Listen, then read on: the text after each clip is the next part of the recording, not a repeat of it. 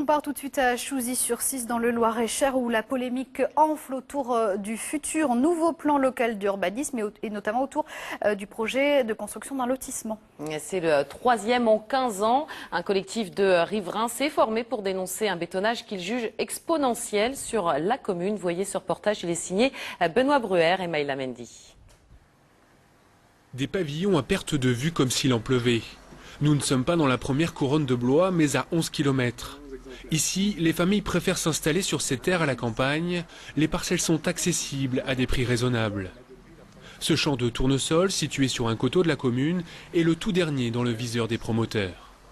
C'est ici que le projet prévoit de faire 15 logements à l'hectare et on voudrait préserver au maximum cette crête de coteau de Vallée de la Cisse.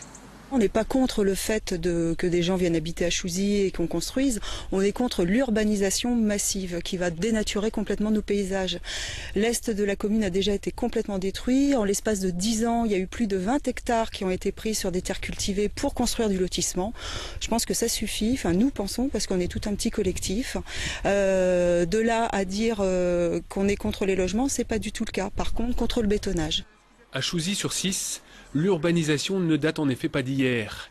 À l'est de la commune, 3 lotissements ont déjà vu le jour en 15 ans, s'ajoutant à ceux des années 70.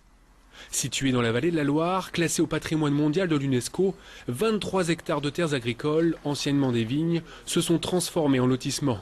Un chiffre exorbitant au regard de la moyenne nationale. Un collectif dénonce donc cette situation à l'heure où le plan local d'urbanisme pourrait être une nouvelle fois modifié par le conseil municipal. J'ai connu les charmes de ce petit village où il n'y avait pas toute cette construction massive. Bon, ça s'est fait progressivement, de façon normale. Il y avait des habitations sur des terrains de 2000, 2500 mètres carrés. Mais là, tout faire, et sur des parcelles où les gens auront exactement la même impression que d'être dans des cités, je ne vois pas trop l'intérêt. Officiellement absent, le maire de la commune n'a semble-t-il pas souhaité répondre à nos questions. De son côté, le collectif poursuit sa mobilisation et dénonce, outre la destruction d'une vallée, le coût exorbitant et la pollution engendrée d'un tel projet. Les habitants ont jusqu'au 26 octobre pour manifester leur mécontentement.